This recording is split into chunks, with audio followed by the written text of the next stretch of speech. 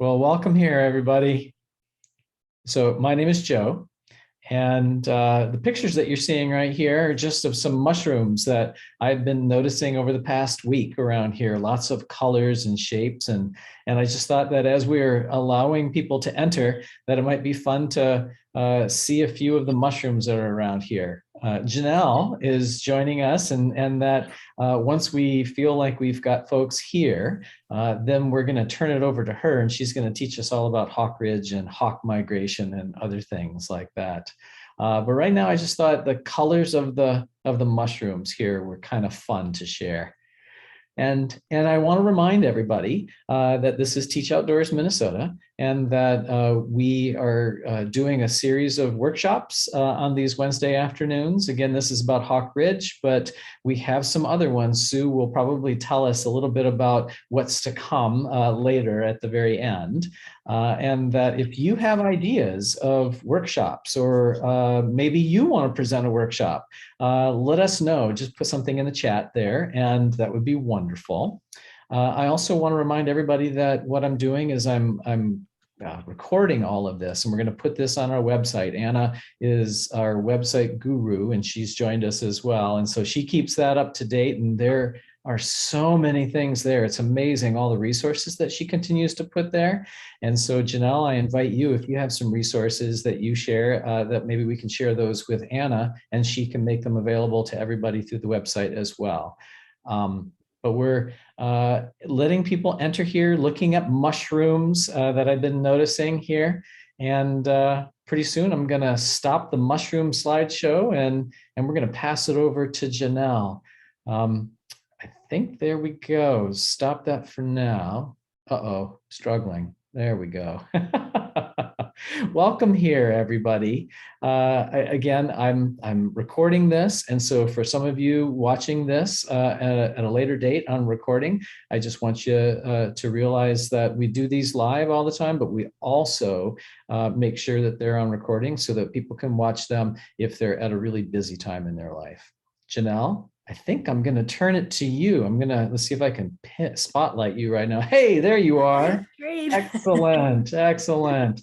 I'm going to turn it to you, and Janelle, I'll let you introduce yourself and Hawk Ridge, and then just sort of dive into whatever stories you're going to share with us. Yeah, great. Thanks, Joe. Yeah, and hi to everyone that's here with us virtually today. I'm excited to be with all of you, and it looks like I do recognize a couple of the names, so it's good to see you this way, and hopefully we'll get to see you sometime still up at Hawk Ridge this fall. So as Joe said, I'm Janelle Long. I'm the executive director with Hawk Ridge Bird Observatory. This is my 15th, going into my 15th fall season, but yeah, just the start of my 15th year with Hawk Ridge Bird Observatory. So we were just talking a little while ago that I have been bridging the ridge between Wolf Ridge and Hawk Ridge. I did start as a graduate naturalist up at Wolf Ridge back in 2003, which was the first time that I was introduced to Hawk Ridge, and having had a long love of birds, being a bird nerd, it was such an amazing place to get to be, and so fun to come full circle now from my graduate work into this position. So I'm excited to share with you a little bit of the background of Hawk Ridge today and all the fun things that we can do with birds and education. So on that note, I do want to mention too, Margie Menzies is our education director. So she is not on the call with us right now, but she will be coming in at the end of this presentation. So she is currently on another virtual program with the school right now. So we are looking forward to having her come join us towards the end here and answer all those questions. So I'm going to switch it over now to my presentation here.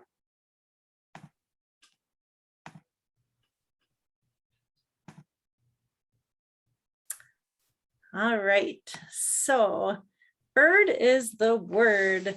Bird education programs with Hawk Ridge Bird Observatory.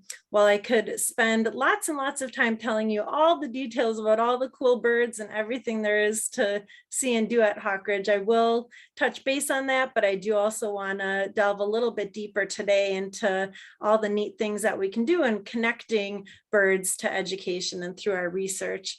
The little names at the bottom there, Janelle Long, J-Lo, and Margie Menzies. So those are just some fun little 4-letter bird codes, which ornithologists and birders use to shorten the names. And so that's always a fun icebreaker we like to do with people. So we thought it's fun that I'm actually J-Lo and Margie is mommy, as we like to say. So Hawk Ridge, bird is the word. And I was hoping Joe might cue in some music with the song Bird is the Word here, but didn't have that capability quite built in. So I'll start with a little background on Hawk Ridge, the migration, history, our mission, the importance of bird conservation, research and education, relevance of birds in all subjects. They are great connectors. And then a deeper understanding through bird education resources. And as Joe mentioned, I do have a nice education list that we can share with the group as part of this presentation at the end. So starting here with a beautiful shot of our main overlook at Hawk Ridge with an eagle and Lake Superior in the background. So let's start with, why is Hawk Ridge such a special place to view the migration? If you're familiar with the boreal forest is what we consider the bird nursery of the North. About 3 to 5 billion birds are migrating to and from the boreal forest each year. And if you look at that map where you can see Lake Superior here, all the purple arrows start to kind of intersect through there as part of the central flyway. And so that is a major hub for where birds are moving through, leaving their breeding grounds of the boreal forest and moving all the way down to their wintering grounds in Mexico, some in Central America, South America, and some birds we have wintering just throughout the year. They may move just as far as southern Minnesota.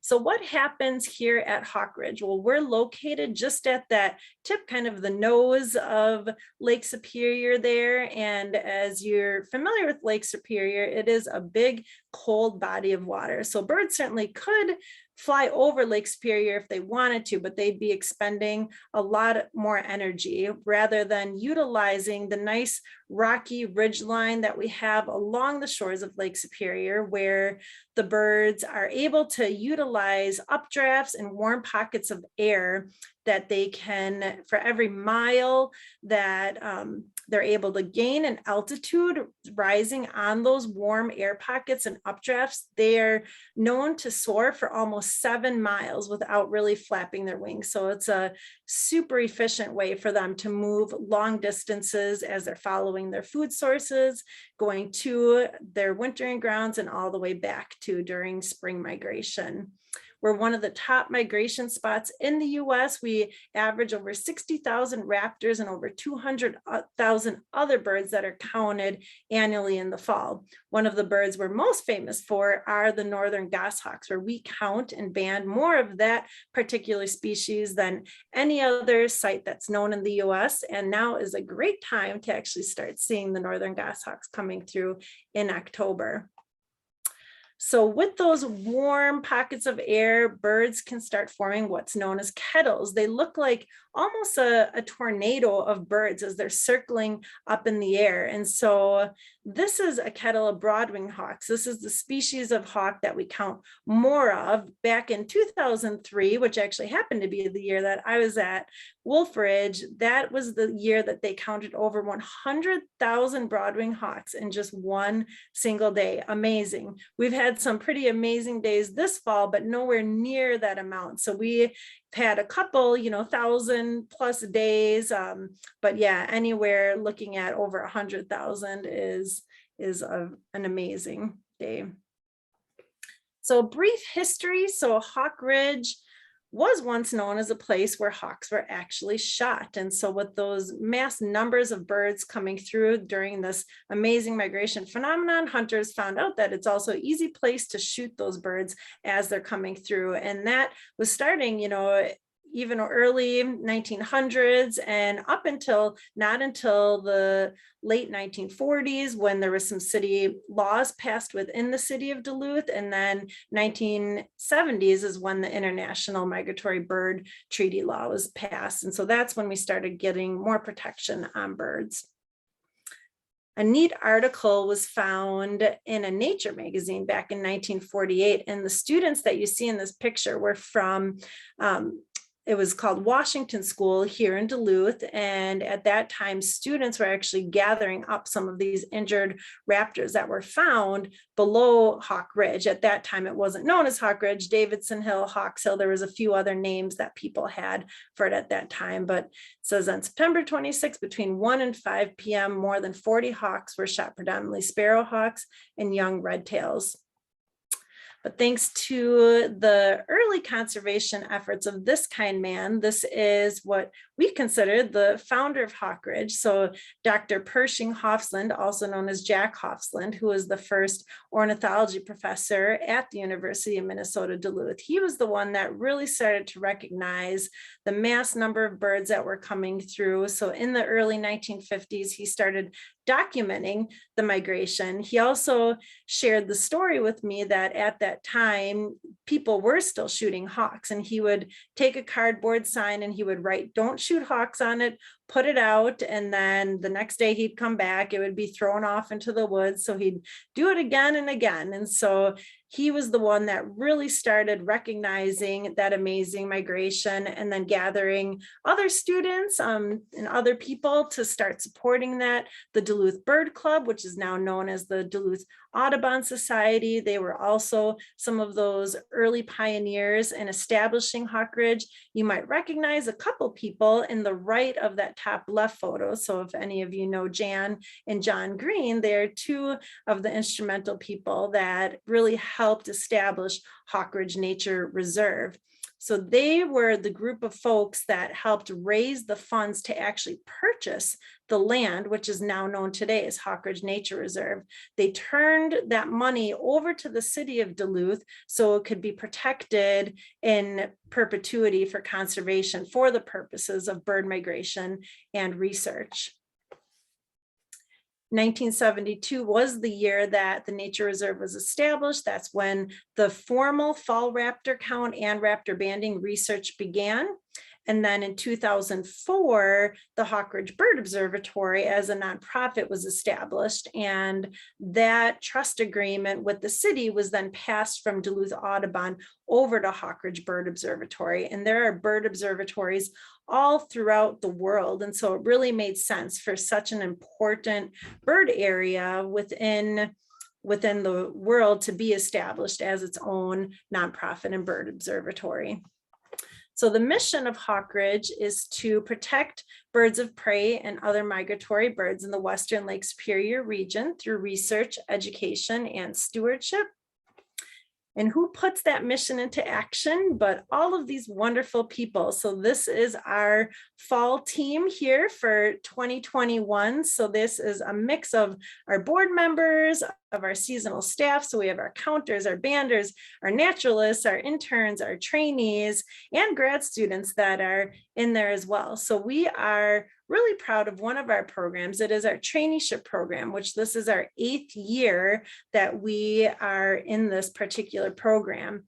This photo, 3 of the people in the photo here are former trainees that have now gone on to pursue their graduate work at the University of Minnesota Duluth. So we've been able to help grow not only, Hawk Ridge and the future of, birders and raptor enthusiasts, but also, also with the biology department at UMD.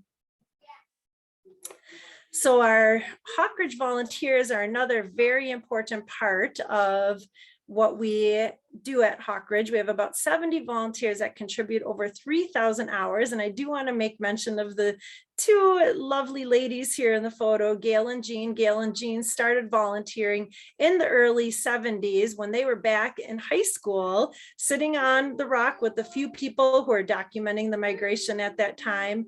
And now they are still continuing to volunteer today, helping me at the office, working in the merchandise trailer. And so we really do love our volunteers that help in many capacities. As the managers of the nature reserve, we also have to work on a lot of site stewardship projects. So everything from maintaining trails, building boardwalk. One of the recent projects was working with Eagle Scouts and putting in some of these Carsonite posts so we can better follow the trails within the reserve. So there's always a lot of work to do, eradicating invasive species, litter pickup, all kinds of work. So no shortage there. If you're interested in becoming a Hawk Ridge volunteer, yep, we'll be sure to connect with you sometime after the presentation. So what are our facilities look like at Hawk Ridge? Well, we have an amazing outdoor classroom. You won't really find any indoor buildings at Hawk Ridge because we don't have any. My office is actually off-site. At Hawk Ridge, you'll find our main overlook area. We have our education program area, our count platform, and then our banding stations. There's about 4 miles of trails that intersect throughout Hawk Ridge. Our two primary program areas are our research, so our migration count, as well as banding, and then education. So we are educating people all throughout the year, not only at Hawk Ridge, but also through outreach programs, our spring count site, and schools. And so there's a whole variety of places we go there. So we'll start with a little bit of our Hawk Ridge research. As I mentioned, 1972 was the year that we started our formal standardized raptor count and raptor banding, which means this is the kickoff to our 50th year of counting and banding at Hawk Ridge. And so while we started with just documenting the raptor migration, we have now shifted to looking at all the birds that are migrating. So we are not only counting raptors, but we're counting every bird that we're seeing that's coming past Hawk Ridge, as well as with our banding research. So why is this important? Why do we care to count all these birds and band all of these birds? Well, one of the main things is that raptors are at the top of the food chain. So if you remember back in your younger years looking at food webs, and you can imagine the predator at the top of that food chain. And so if something goes wrong within any part of that web, that's going to affect that raptor that's at the top of the food chain. So they are considered an environmental indicator species. And so if there's something that we start noticing, if there is a change within their population, if we start seeing a decline in numbers, we often know that there's something going on, whether it's in their habitat, whether it's in something with their prey species. And so it's important for us to make sure that we're gathering that important data so we can better understand that. Another really cool thing is learning about migratory connectivity. And so, as I mentioned earlier, birds are migrating long distances. So looking at, those breeding areas in the boreal forest all the way down to their wintering areas in, Central South America, Mexico, and some other southern states that they're moving towards, which is also important in helping tell that story with habitat conservation.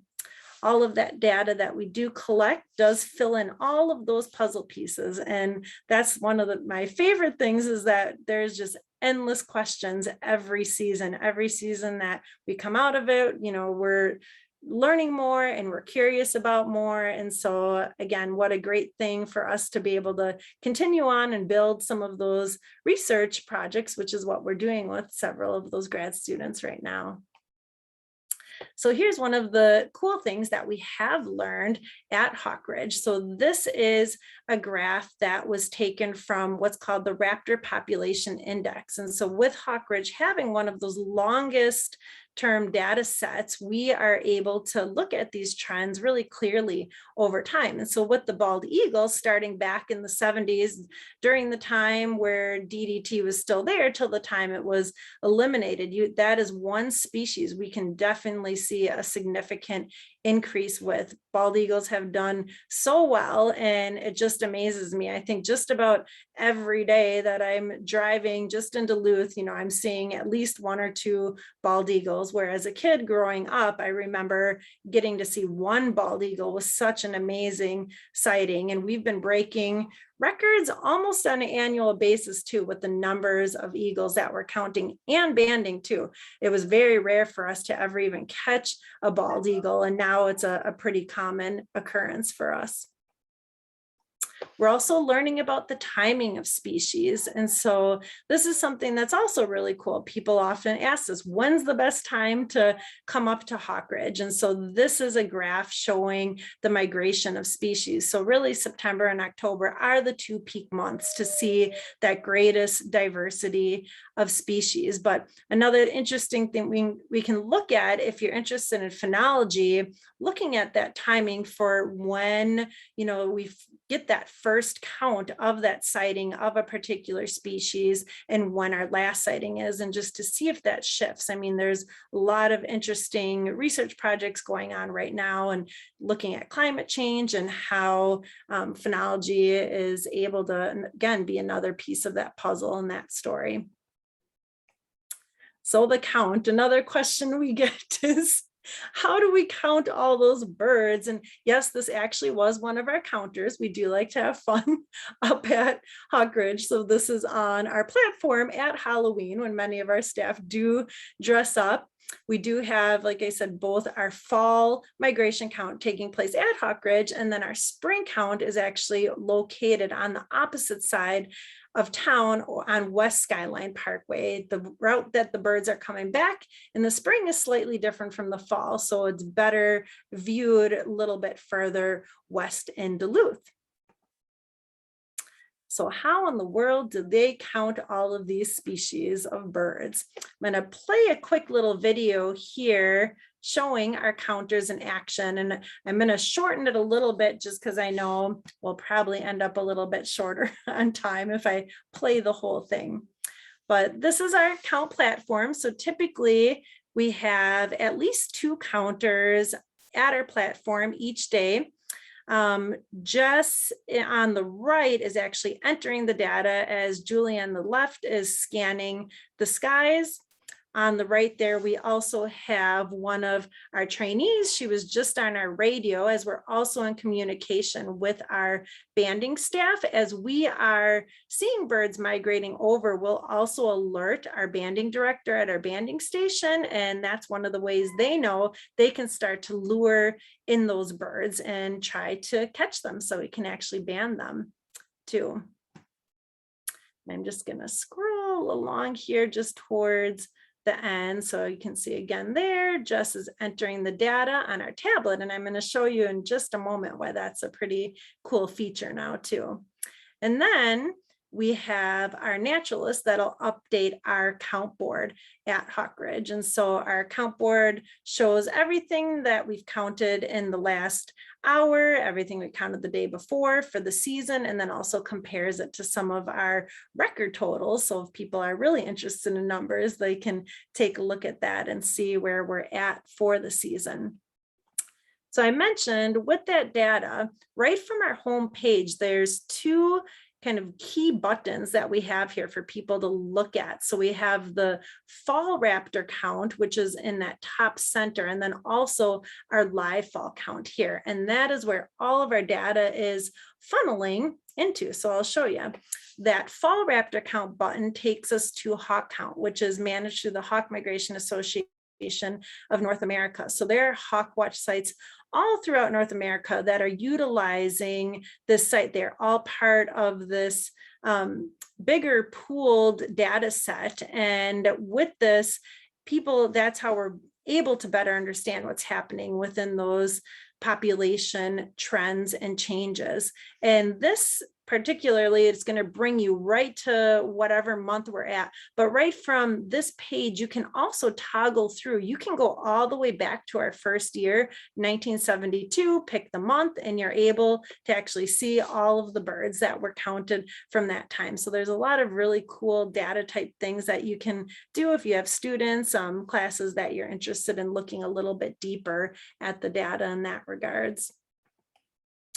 And right below, if you would scroll down on that page, you'll also see our daily reports. And our counters have been doing a phenomenal job with that. I actually really love reading these since I'm not always able to be up there every single day. It just it's fun to see the highlights from the day, not only with raptors, but also the non-raptors that are moving through. And they do a nice job of giving a little forecast. So if you're ever interested, like, hey, is that going to be a good day, to come to Hawk Ridge? If you're thinking, within the next day or two, they'll often, write a little bit what their thoughts are on that.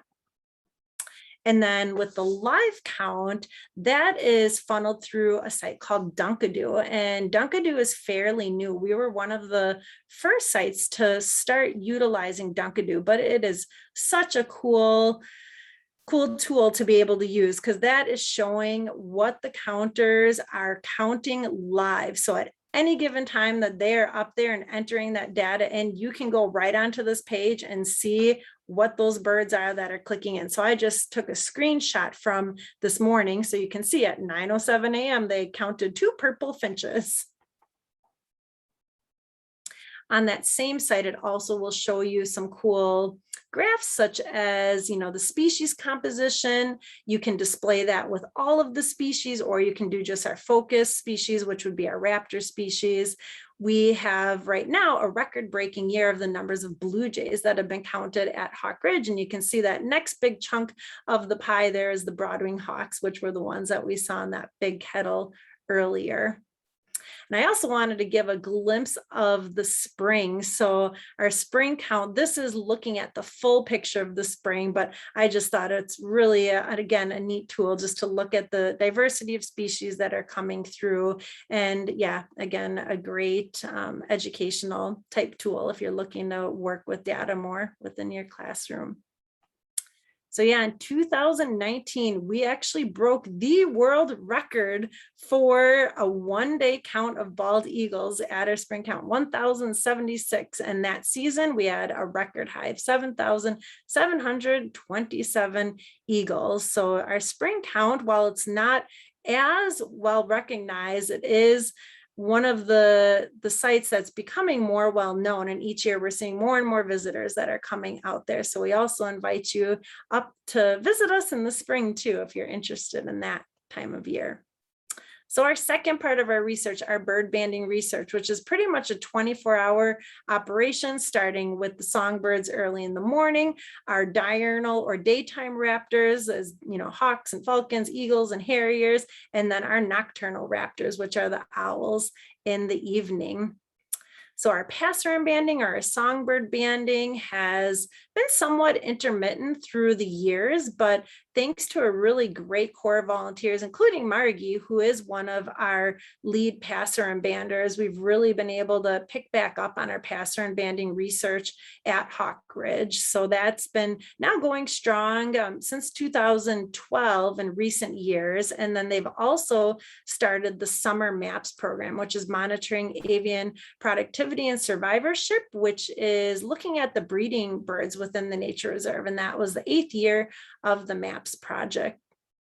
Raptor banding, we are the largest raptor banding station in the United States. So we average about 2,700 raptors per year. Again, all of that data is super important because we're able to, again, look at that migratory connectivity. The hope is that our birds are going to be recaptured or recovered at another banding station or by a person. Sometimes, unfortunately, if a bird hits a window and is found, if you find a bird that has that little metal thing around the bird's leg, that is a bird band. And all of this data goes back to the USGS bird banding lab, which then reports it back to us at the banding stations, so we can get that report and, again, learn about where those birds are traveling to, how old they are.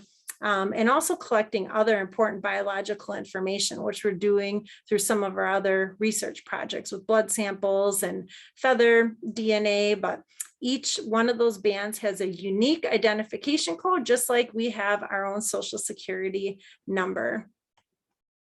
Owl banding at Hawk Ridge, always a favorite time of year for lots of people. In fact, we do have evening owl programs happening on the weekends right now. So we have a public evening owl program coming up just this Saturday night, but we also have people that are able to book private owl banding programs. So if that's something that interests you too, that's part of the education that we do. And we had a phenomenal season last year at Hawk Ridge, hoping to have another good one this year. But yeah, we banded way more northern saw-whet owls than we typically average. Northern saw-whet owls and long-eared owls are the two most common species that we band at Hawk Ridge.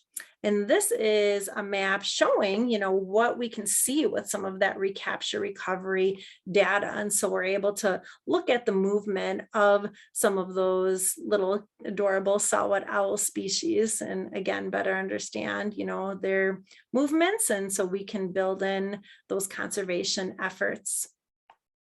So education programs at Hawk Ridge, as I mentioned, we are educating year round, primarily at Hawk Ridge during the summer and fall seasons. We also do a lot of winter outreach. And now, as with everyone's doing, including today, virtual programming as well. Spring programs at our West Skyline, Spring Count, and then outreach programs during the spring.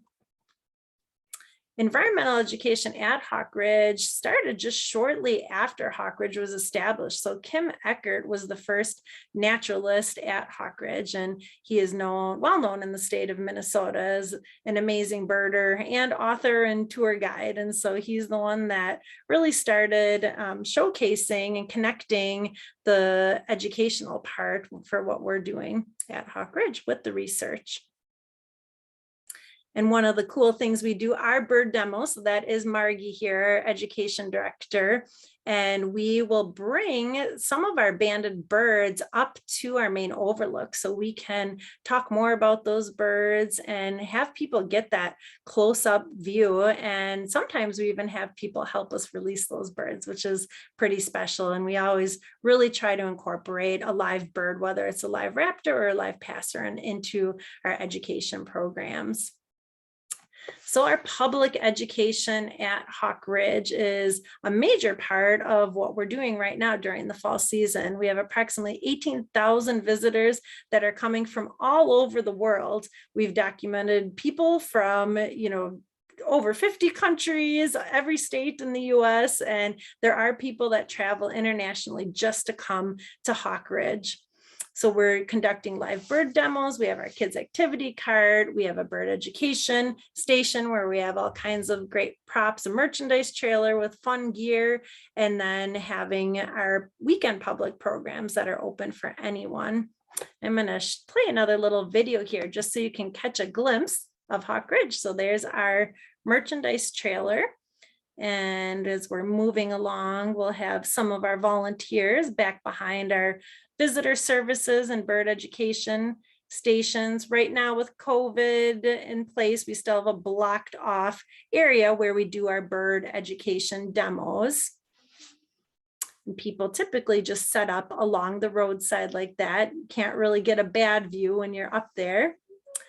Here's a bald eagle actually going the wrong way. So it's likely one of our resident bald eagles, but still fun to see and at that bird's eye view from the ridge. And this is a really fun program that's part of our kids activity cart where we will band kids just like we do with birds. And so we will go through, we will measure them, we will record their age. And we've been doing this, I think, for at least 7 or 8 years now. And we have kids that come back to be recaptured at Hawk Ridge annually, and they get their own unique identification bracelet. And so it's a really fun way for us to connect the important bird research we're doing with them. We have our Junior Birder Raptor Activity Guide. And so again, this is something fun that kids can do on site at Hawk Ridge. We tried to gear, different activities based on ages. And so, yeah, just to engage students in a little deeper way, talking to our naturalists, looking at some of our props, and when they complete it, they can earn their Hawk Ridge patch as well. Then in addition to public programs, we also have our private education programs. Over 6,000 participants learn with Hawk Ridge each year. And this is everyone from school groups, civic groups, adult workshops. We have summer camps. We'll also partner with other local organizations with summer camps, outreach events, virtual programs, and even birding tours, which is something we're launching into this year. So at the end of this month, Margie is going to be leading our very first group down to Panama. So we're super excited about that and looking forward to maybe doing some more international trips. So how can you find out about what education programs we have? This is just on our homepage. We have a nice button right at the top that says education programs. From there, you can kind of identify who you're looking for in terms, are you a teacher that's looking to bring a school group up there, a university group, maybe a scout group? You can look under group leaders, offsite programs. So we really tried to match up all of our different audiences that we work and teach with. And on the next page, if you would click under the teacher one for pre-K through 12, on there you can actually go through a form where you can schedule your program. So how do you know what programs there are? We do have all of our program offerings listed on that page. And again, we are also really up to customizing programs too. That's something that we do on a regular basis. And so if you have a specific interest on something, we love talking birds. We're all bird nerds. And so we're always up for new ideas too and taking on those challenges.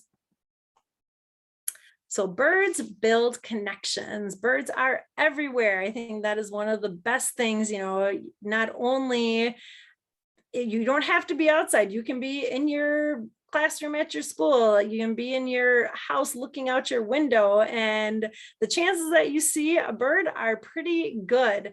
And that is one of the great things where we can connect them in so many ways. They connect us to science, they connect us to habitats, to food chains, to places and cultures far away through migration, and even to our own backyards. I think that's been one of my favorite things with being home during a lot of COVID last year, was just really reconnecting with my own yard and the birds that were there and feeding. And I just, it brought me a lot of peace every day, getting that opportunity to do that. So there's a lot of fun ideas on how to integrate birds into your classroom. And so I'm going to just go through, not into a lot of detail because I know we don't have lots of time left here, but just some fun examples of things that you can do. So birds and math. So before we were showing, some of those cool graphs that we have, looking at the data from Hawk Ridge, you can keep a class list, right from the window of your classroom. There's a great program called Project Feeder Watch, the Great Backyard Bird Count. And so these are all things that you can easily Google and find out, and that have all of those tools and resources right there for you. Looking at statistics and population trends, we had gone through an example of that with the bald eagle, but again, lots of cool ideas that you can bring in there. Looking at the trends. And so this is looking at raptor migration from the span of 1972 through 2012. And again, being able to analyze that and trying to talk through, what changed during those times. Measurements, we went through the little bit of banding kids up at Hawk Ridge. And so that's something you could also do right in your own classroom. Geography, talking about those migratory pathways and looking at, where those birds are moving to and from their breeding grounds to their wintering grounds and vice versa.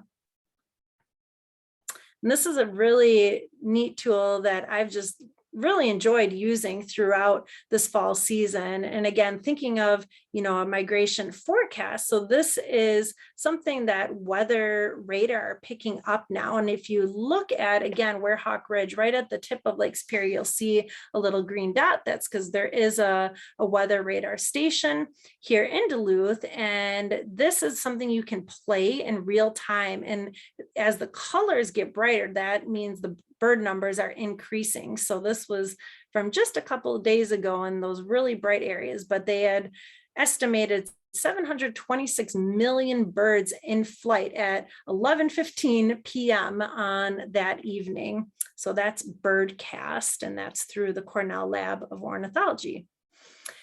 Birds and social studies. So, another way that you can tie in birds into almost anything that you're wanting to teach about.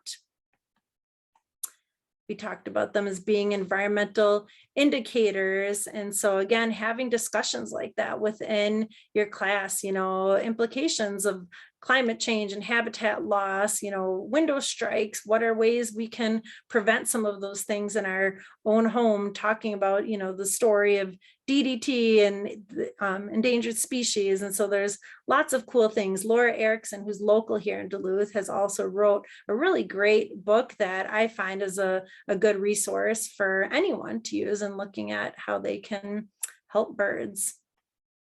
Birds and music. So for all of us teachers out there, I'm sure some of you know, but the ovenbird, that's one that is known to sing teacher, teacher, teacher. And yeah, there's lots of fun little mnemonics that we use to help us, learn what those bird calls are. And so that's something else that would be another fun way to tie in music and sounds of students. And yeah, and again, a great way to also learn all of our friends that are around us, even when we can't see them. Birds and art. And so lots of fun crafts. That's one of the things we also do at Hawk Ridge with part of our kids' activity cards. So we have little binoculars they can make and bird masks. You could have kids help make actual, bird silhouettes to prevent those window strikes, journaling, sketching, doing bird origami, dyeing eggs. Many birds have beautiful ritual dance-like movements too. And so all kinds of fun artistic things that can be tied in. There's a Junior Duck Stamp Conservation Program, and that's another conservation tool, but a great way where students can actually submit their artwork and potentially be chosen to be part of this Junior Duck Stamp.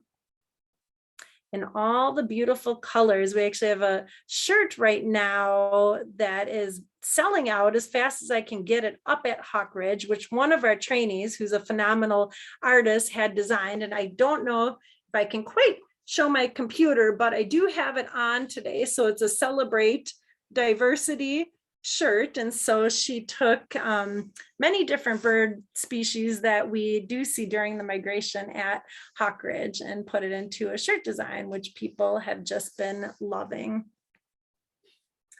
Birds and science. So with everything that we're doing with our data collection at Hawk Ridge, it's another great example of how you can take, those observations and the data collection and turn it into better understanding and what's happening within any of those species. Ornithology, which is the study of birds. You can look at fun things such as adaptations, looking at, the different shapes of beaks and what they eat, looking at the different anatomy of birds, comparing raptors to owls or songbirds. Chemistry, this is another thing that we've been doing more of with our graduate students at the University of Minnesota Duluth. So looking at ecotoxicology and bioaccumulation of chemicals by doing feather samples. So we also can look at feather colors, pigmentation, physics, the structure of feathers. It's been fun. We do actually get to see some great air shows, not just from the birds at Hawk Ridge, but also having the air base nearby in Duluth. We do often see other interesting planes that are flying by, and they've connected with us too, because they also understand that there's, you know, a lot to be learned from birds in flight with flight and aerodynamics. Birds and Phi-Ed. So there's fun games to get kids moving that you can do in connecting birds. I really wanted to put Duck, Duck, Goose because I am from Wisconsin, but being that we're here in Minnesota, I did change it to Duck, Duck, Gray Ducks. But yes, again, fun things that you can do with kids to get them outside and moving, imitating birds. There's even a bird-a-thon where you can kind of race around and try to count as many species as you can in a single day. Birds and technology and engineering. So yeah, looking at things that, again, ways to help birds, you know, work on building a bird feeder, a nest box. Technology. So another cool thing that we are doing with one of our graduate students is putting transmitters on birds. And so we're currently doing that with red-tailed hawks. We did actually do that with another species, a golden eagle that we had caught back in 2012 as well. And so there's really great new technology that's coming out to help us better track birds and understand, again, where they're moving to, and yeah, try to tie again all those puzzle pieces together. And this is an image of Jack the Golden Eagle. After we put that transmitter on him, we were able to follow his movement, just looking at where he was from his wintering area all the way down to, his breeding area all the way down to his wintering area in southern Missouri. Birds and language arts. There's, again, all kinds of fun activities, create a bird book list, a book report on a species of bird, poetry, sharing bird stories. Everyone has lots of bird stories to share, which is fun, just taking the opportunity sometime to talk about birds. Who doesn't love Harry Potter and all the owls? It brought me back to the big owl invasion year here in Minnesota. I felt like I was almost living Harry Potter for real, seeing all of the northern hawk owls and great gray owls and boreal owls that were found all throughout the state. Here's a little haiku that a student actually wrote for Hawk Ridge, which I thought was pretty sweet. Birds are flying now. People are saying, wow, as they walk through Hawk Ridge. And bird resources. So yes, Hawk Ridge Bird Observatory, let us be your resource. We are happy to work with you. We, again, are bird nerds and we love to talk birds and we have lots of fun ideas. So if you're ever looking for something or stuck, or you want to hear more about a specific research project or have us help you tie in something into your classroom, we are happy to do that. And there are plenty of other great resources that are out there as well. So yeah, the Cornell Lab of Ornithology is one we often reference, U.S. Fish and Wildlife, National Audubon. So there's, a number of good places there. Another good book by Laura Erickson, Sharing the Wonder of Birds with Kids. It's another one I'd highly recommend if you're working with kids and wanting to find some more fun bird activities to do. Some phone-based applications too, Journey North. Some of you might be familiar with that, but again, a great citizen science tool where you can report your observations.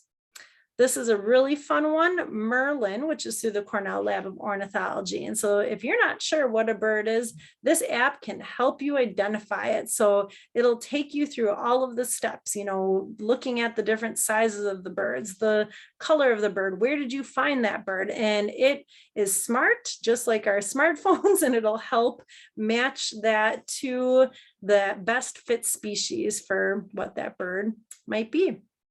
And then eBird. eBird has just exploded. Again, another amazing citizen science tool where you can enter any of the birds you're seeing wherever you're at, and it's collecting all of that data. It's now the largest citizen science biodiversity project in the world, more than 100 million bird sightings annually with over 10,000 species from every country.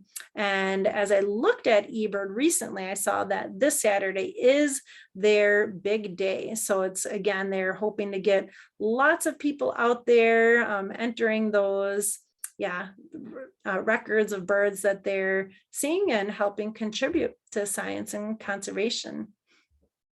I pulled this just from this week too. This is actually our eBird site. So that is something that our counters are also entering all of the data that they're seeing on a regular daily basis. So that was just for Monday, a little glimpse there. It's not the full picture, but 48 different species that they counted on Monday. And then with eBird too, you can delve into that even in more detail. There's, again, a lot of really cool science-based tools that you can pull within there, looking at abundance and trends and habitat and range. You can pull it specifically to Minnesota. You can look at a particular region and gather all kinds of cool maps and information just from that one particular site. So we invite you to come out and visit us. This is the time to be there. I love October. October is when we start seeing our larger raptor species. So more bald eagles, more golden eagles, red-tailed hawks, the northern goshawks, rough-legged hawks, all these big, beautiful birds that are coming through during this colder time of year, but also a really special time of year. So we hope you do come out and enjoy the beauty and birds of Hawk Ridge with us. We have lots of opportunities. You know, you can think about signing up to be a volunteer, book a program with us, shop with us. You can shop either online or at our merchandise trailer, become a member. And I do want to point out that next year is our big 50th anniversary celebration. So we'll be kicking that off on September 22nd of 2022, which will then lead into our big annual Hawk Weekend Festival. So we have a great lineup of events that will be planned for that special time for Hawk Ridge. So I'm going to leave this video right before we go to questions. And I do see that Margie has joined us when she'll be able to jump in for questions too. But this is Margie releasing a rough-legged.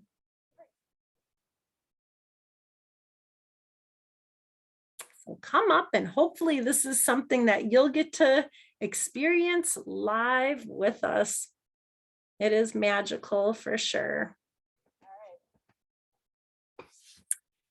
Yes, and then as I mentioned earlier too, we will get some of those bird resources, and here's other ways you can connect with us: email and on our website, social media, Facebook and Instagram, and just giving us a call on the phone too. So that also works.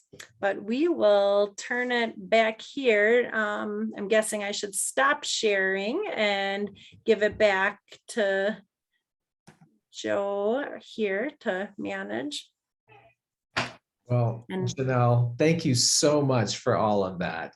That's amazing. And I know now that Margie is here, that the two of you are open to questions. But I just want to actually start us off with a question here that I was blown away by how many different resources, how many different activities, different tools that you offer just in this little bit right here. And I'm curious, because for some people that might be really overwhelming to me, because I know that I can connect with you, and I've been studying this for a long time. I was seeing some of those little things that I thought were really interesting to add to my toolkit. But if a teacher were to enter this brand new, it might be helpful to know what are like 2 or 3 activities or tools or topics that seem to be the most popular that teachers use. We can learn from each other. In other words, if other teachers think that they're really valuable, maybe that can help me, if I'm new to birds, to focus in on that to start. What are 2 or 3 that you might suggest? Yeah, Margie, do you want to jump on that, or do you want me to? I think we both probably can answer. Yeah, we both probably have answers. How about you do 2 and I'll do 2? Yeah, I would say for me, migration just in general is a really good start. And, not only are birds migrating, but there's, other animals that are migrating too. But I think that would be one of the first lead-ins, and looking at, where they are geographically, because, depending on where they are, we'll see different movements of birds coming through. So yeah, that would be my first one. I don't know, Margie, what do you?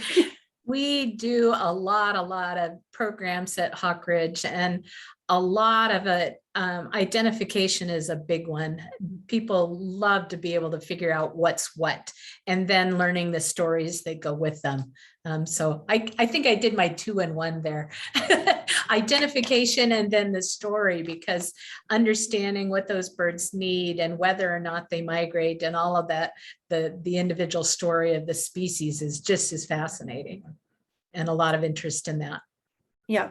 And I think my other one would just be, just starting basic, and looking at, even one of the things we teach is just how to use binoculars. How do you use a tool to be able to bring those birds closer to you? And so I think that would be another good starting point, is just giving the students a tool and having them focus on something, whether even it's a fake bird to start out with, just so they can have that starting point.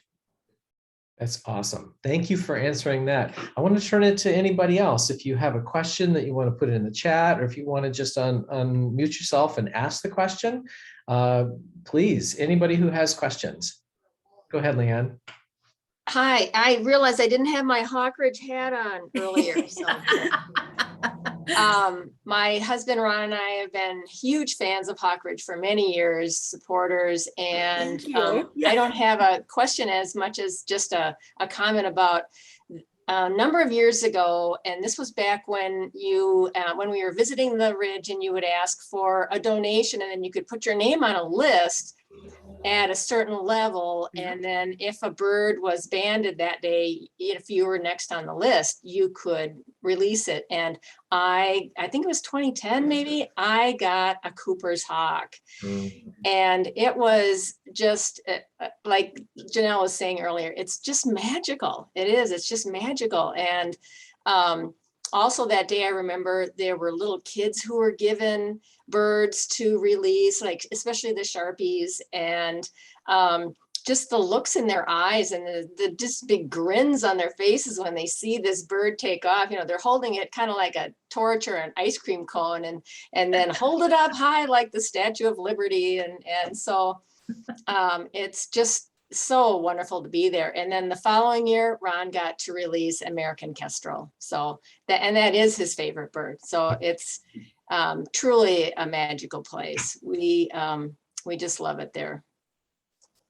Yeah, thank you. Thank you for sharing that. And yes, it was good to see you for sure. It's it's so nice. I always say it's kind of like a reunion every single season at Hawk Ridge, and the longer we're there, the more return visitors that we start to recognize and see and become friends with. And it's magical because of not only because of the birds, but also because of the people and just the beauty of the place itself too. So yeah, it's been. Could I add one more thing too? When it comes to students and teachers, the idea that you can stand 5 feet away from someone who's holding a bird up close like that, and how they'll pull the wing out and show the feathers, and they'll just be talking right to you, and you're standing that close to a bird. And normally, with kids or with anybody, if you run up to something, it's going to run away or fly away. So the idea that the education is so important and vital and right there, that it's, to me, that's just a super service that you do for the community. Thank you. Cool. So if I could add, I was putting on my the new science standards mind Mhm. And something that John Olson from MDE was telling us is that a big part of the new change with the new science standards is that mathematical and computational thinking and being able to analyze and interpret data. And what both of you were telling us today, there is such a plethora of data that have been gathered, and it's sometimes when we look at things from the teacher end, it's like birds of Washington or whatever. This is like Minnesota, and that you've taken data or you've recorded data from 1972 to today. And this is amazing, a resource. And yes, eBird, and I've used it and stuff, but this is so local. And I just want to say thanks for that. And then thinking at that cross-cutting concepts, that second part of the web. Margie, you were talking about like, how do you identify birds? And it's all about like the patterns, the scale and proportion of their heads to their wings to their tails, and letting people understand that scale, proportion, quantity have real life. We use them, and then they're using these things. The students start being able to use them. They understand what scale and proportion really is versus just a isosceles triangle or something silly. Right. Thank you. I just feel like what you were able to present today and the resources, it just got me really excited about how I'd incorporate them with the new science standards here in Minnesota. So thank you. Cool. Cool. And any other questions? If not, I have one more question.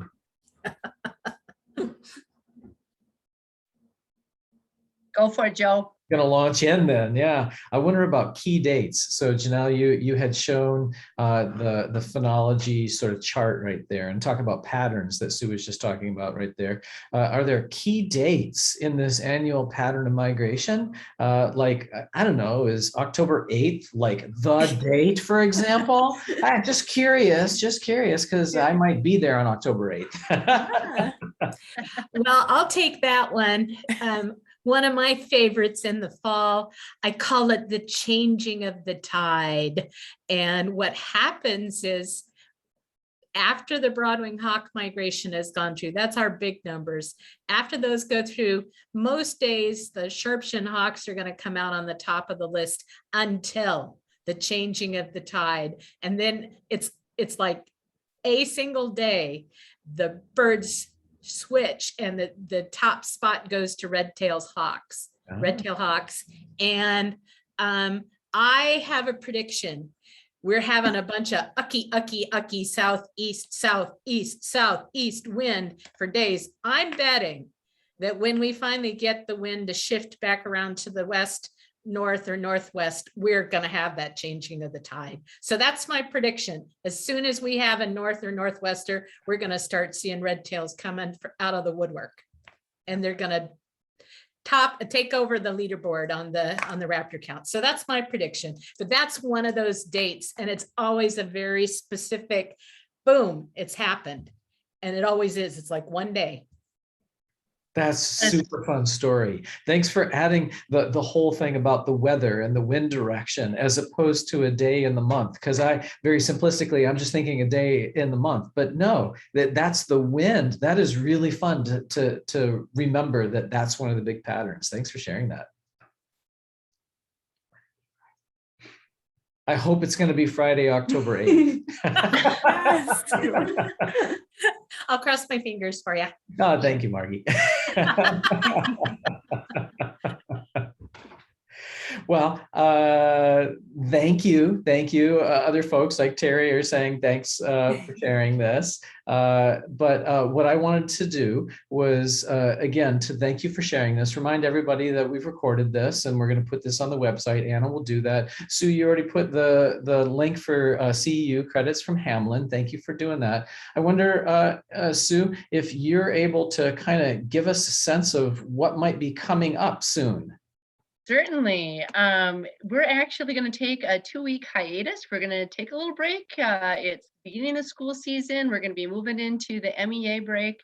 And then on October 27th, we're back and we're hitting the road. We're going to Edina, and there are Highlands Elementary School. We're going to see how do they do outdoor education in their school district. So we're really excited to go visit at Highlands Elementary School. So that's October 27th.